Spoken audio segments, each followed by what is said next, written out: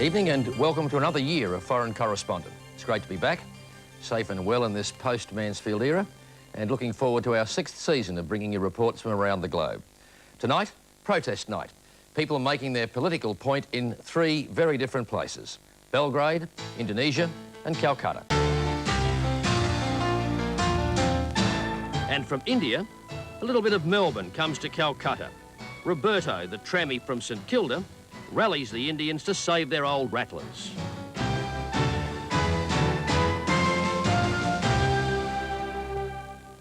It will probably come as a bit of a surprise, but Melbourne and Calcutta, on the face of it, chalk and cheese as cities go, do in fact have 1 or 2 things in common. Their waterside real estate for starters, and their trams. A while back, Calcutta's city fathers decided to shut down their ancient tram system. But as the ABC's Edmund Roy tells us in tonight's postcard, they failed to take one thing into account: a particularly enthusiastic trammie from Melbourne.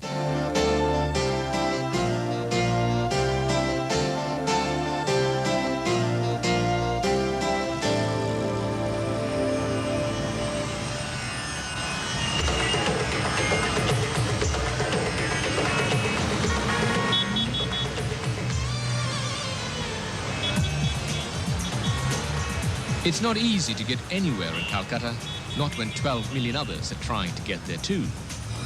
At less than 20 cents a round trip, this may well be the easiest way to get to work. That's if you don't mind a bit of pushing and shoving. For the past 115 years, this tram service has been operating in more or less the same fashion. And although it's showing its age, it's only the second of its kind still surviving anywhere in the world. The other one is in Melbourne. But despite the uniqueness, it's not hard to see why the Calcutta government wants to get rid of these tired, old people movers.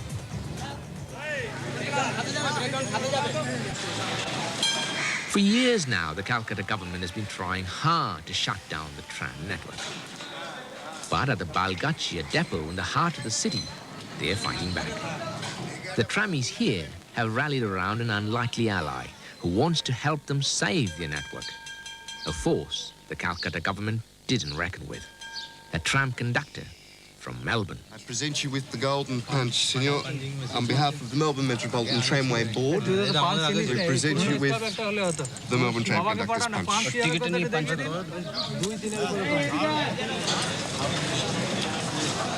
Roberto D'Andrea is a cultural activist and a tram conductor from South Melbourne. Sort of the same thing, really. He's now a celebrity in Calcutta. Just by being here, he single-handedly pitchforked the tramway debate into the public domain.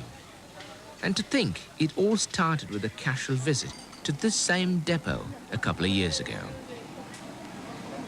Being here 2 years ago in '94, coming into this very sort of precinct, the Esplanade, taking a lovely old rattly journey with the tram that's got a controlled system and an air braking function and a gong, ding, ding, etc., etc., and ending up at the Balgachia tram depot and a lot of warmth shown by the people.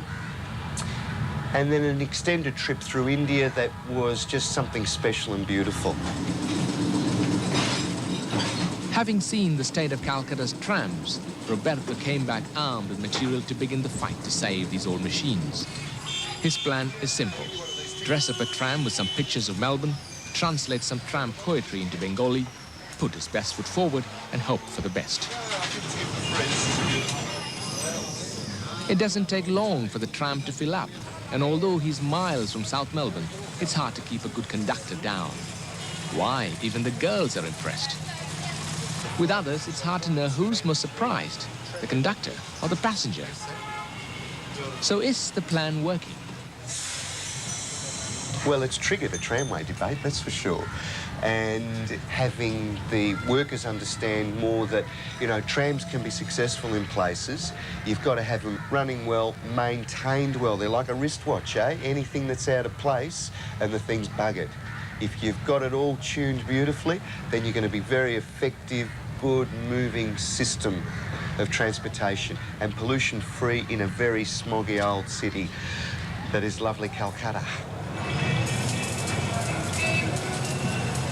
But in the government's new plan to reduce Calcutta's traffic chaos, trams don't figure. And this is what they want to replace it with.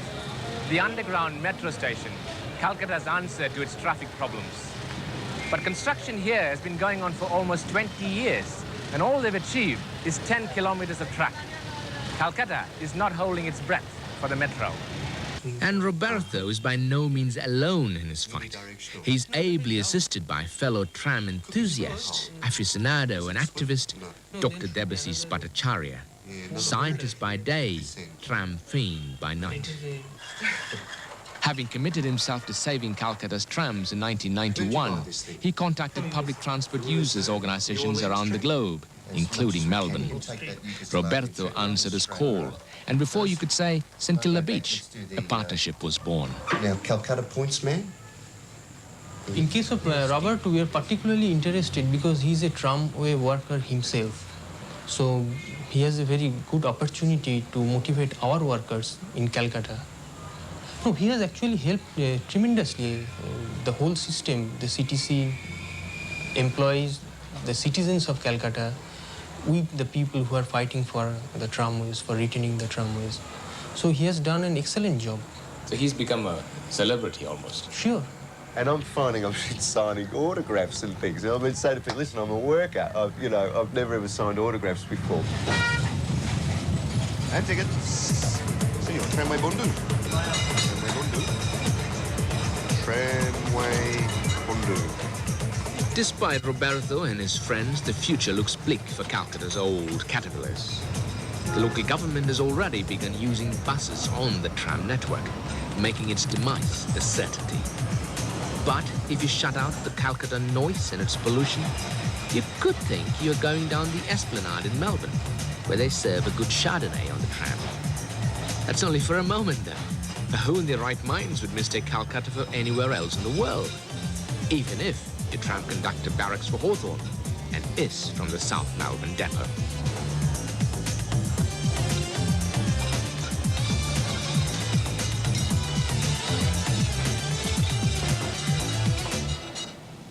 The irrepressible Roberto D'Andrea and his personal quest to save the trams of Calcutta.